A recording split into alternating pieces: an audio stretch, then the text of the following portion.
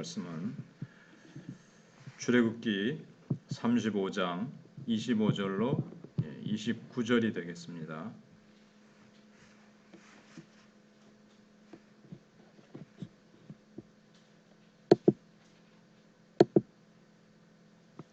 마음이 슬기로운 모든 여인은 손수 실을 빼고 그 뺀 청색, 자색, 홍색 실과 가는 배실을 가져왔으며 마음의 감동을 받아 슬기로운 모든 여인은 염소털로 실을 뽑았으며 모든 족장은 호마노와 및 에봇과 흉패에 물릴 보석을 가져왔으며 등불과 관유와 분향할 향에 소용되는 기름과 향품을 가져왔으니 마음에 자원하는 남녀는 누구나 여호와께서 모세의 손을 빌어 명령하신 모든 것을 만들기 위하여 물품을 드렸으니 이것이 이스라엘 자손이 여호와께 자원하여 드린 예물이니라. 아멘. 하나님 모세가 백성들을 모아놓고 요청했지만 그것은 사실상 하나님의 요청이라고 말씀을 드렸습니다.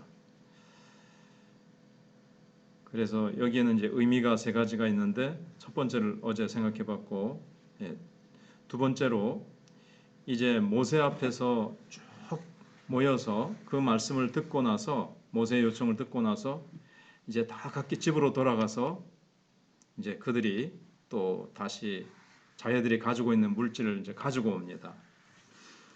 사실 이 그들이 가지고 있는 재물은 물질은 어디서 나온 겁니까? 그들이 애굽을 떠나면서 애굽인으로부터 받은 것입니다. 하나님께서 행하시는 10가지 이적들을 보고 애굽인들은 너무 놀라서 이스라엘 자손들에게 많은 것을 주면서 그들을 내보냈습니다. 그들이 가지고 있는 온갖 예물들, 진귀한 것들을 막 주면서 빨리 애굽에서 나가달라고 그렇게 막 빌다시피 했습니다. 그래서 그들은 애굽을 떠나면서 빈손으로 떠나지 않고 많은 금은 패물과 갖가지 진귀한 물건들을 가지고 떠났습니다. 그러니까 일종의 요즘 말로 하면 퇴직금인 셈입니다. 퇴직금 플러스 지금까지 일했던 모든 400년간 노예 생활한 것에 해당되는 보수를 받아서 애굽을 떠났습니다. 이거는 이제 하나님의 입장에서 볼 때는 전리품이었습니다. 왜냐하면 하나님께서 바로와의 전쟁에서 이기셨기 때문에 전리품을 가지는 것은 너무나도 당연한 일이었습니다. 하나님 편에서 보면 전리품이고 이스라엘 자손들의 입장에서 보면 이것은 이제 그동안 일했던 임금에 대한 임금이고 삭시고 이제 퇴직금이었죠. 하나님께서는 자기 백성들을 공짜로 일을 시키는 법이 없습니다. 왜냐하면 그들은 노예가 아니기 때문에 그렇습니다. 하나님 입장에서 볼 때는요. 택한 백성들이죠. 그래서 하나님의 자녀들이 수고한 데 있어서는 반드시 대가가 따릅니다. 사람들이 주지 않으면 하나님께서 어떠한 모양으로든지 직접 주십니다. 월급으로 받느냐 아니면 헌금으로 채워지느냐 또는 뭐 까마귀가 갔다가 날라서 주느냐 하는 차이가 있지만 하나님의 뜻대로 일하는 사람은 반드시 하나님께서 그 일한 대가를 주십니다. 사실 이것 때문에 하나님의 일을 하면서 우리는 담대할 수 있는 겁니다. 사도 바울도 일하는 소의 입에 망을 씌우지 말라는 구약의 율법을 인용하면서 하나님을 위하여 일하는 사람은 먹을 권리가 있다는 것을 말씀하고 있습니다. 하나님이 먹여주신다는 거죠. 그리고 일한 삭을 이렇게 받을 권리가 있다는 얘기입니다. 그래서 주님을 위하여 일하는 사람이 굶어서는 안 됩니다. 주님께서 공중나는 새를 보라. 모으지도 않고 거두어 들이지도 않되 하나님이 먹이시느니라.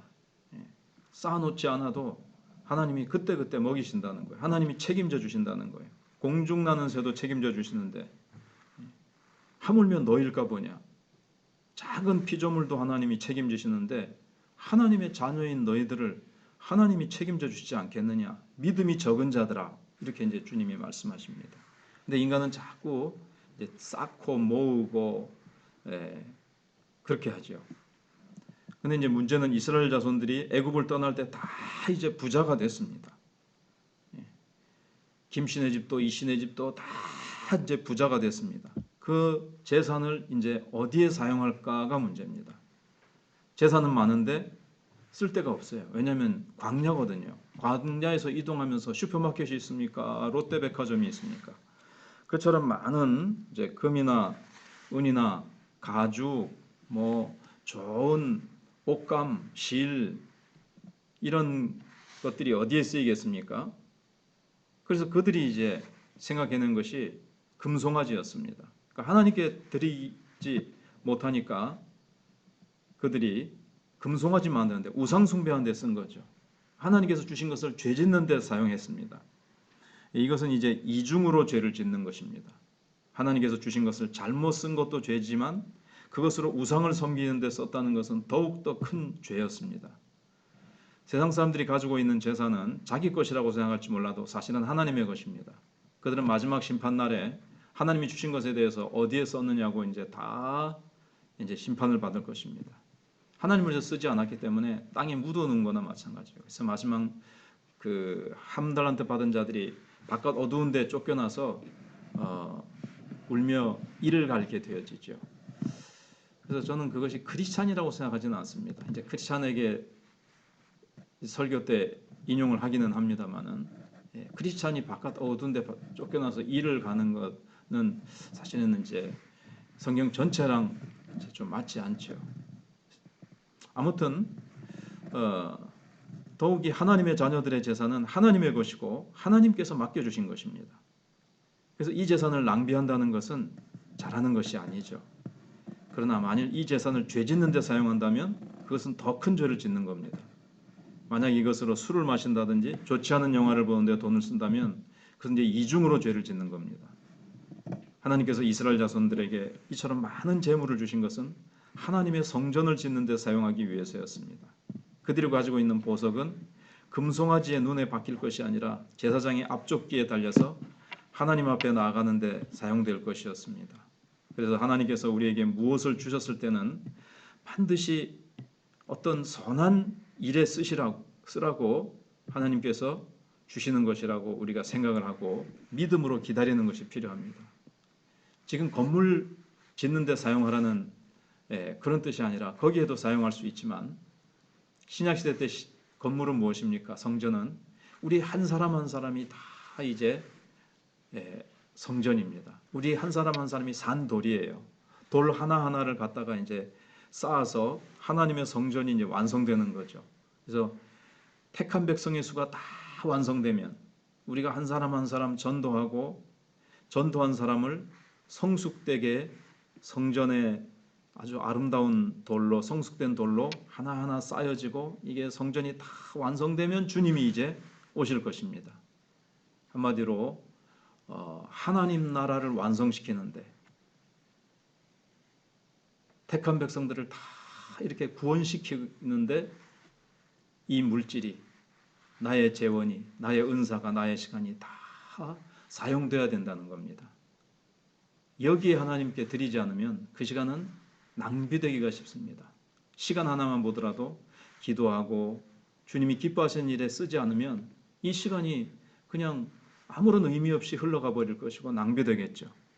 그래서 우리는 하나님 앞에서 주신 물질, 내게 주신 모든 것들이 하나님의 것이기 때문에 하나님 나라를 위해서 일할 때 하나님께서 그 모든 것을 더하여 주실 것입니다. 네, 기도하겠습니다.